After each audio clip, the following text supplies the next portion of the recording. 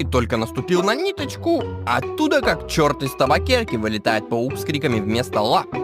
Цап и тащит тебя в свое логово. Дальше по классике. Ядовитый укол в шею, и ты валяешься парализованный, как Wi-Fi в деревне. Потом тебя заливают энзимами, превращая внутренности в коктейль.